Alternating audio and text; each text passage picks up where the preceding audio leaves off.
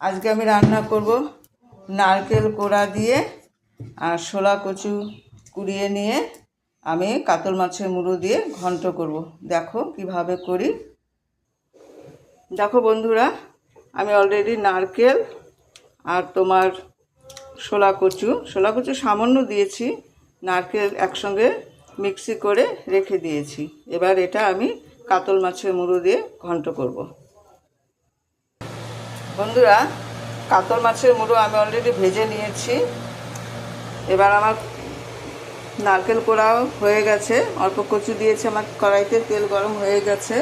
আমি শুকনো লঙ্কা, গোটা জিরে, ফোড়নে একটা তেজপাতা,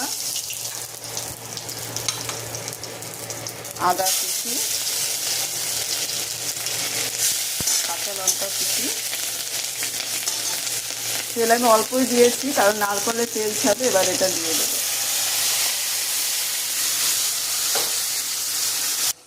দেখো বন্ধুরা, আমি দিয়েছি হলুদের গুঁড়ো, জিরের গুঁড়ো, লঙ্কার গুঁড়ো। এবার আমার স্বাদ মতন আমি লবণ দিয়ে দেবো।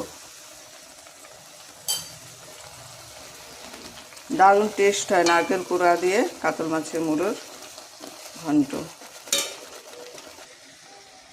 এবার আমি ভেজে রাখা মুড়োগুলো দিয়ে দেব।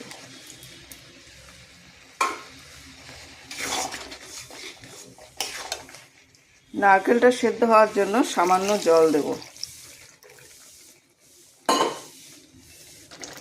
দেখুন বন্ধুরা, কি সুন্দর নারকেলটা ফুটছে, আর এদিকে আমার মাছটা হয়ে যাচ্ছে সেদ্ধ।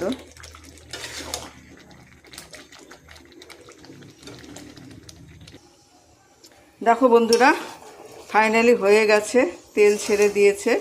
আমি গরম মশলা স্বাদ মতন চিনি দিয়ে দিয়েছি, তোমাদের দেখাতে পারিনি। তোমরা যখন খাবে তখন চিনি আর গরম মশলা দিয়ে নেবে। আমার হয়ে গেছে। ও, অসম্ভব গন্ধ বেরিয়েছে কাতল মাছের মুড়ো, এদিকে নারকেল কোড়া, এদিকে সামান্য শোলা কচু কুড়িয়ে দিয়েছি। সেই টেস্ট, সেই সেন্ট। বন্ধুরা, পারলে রান্না করে খেও, আর লাইক, কমেন্ট, সাবস্ক্রাইব যা পারো করে দিও।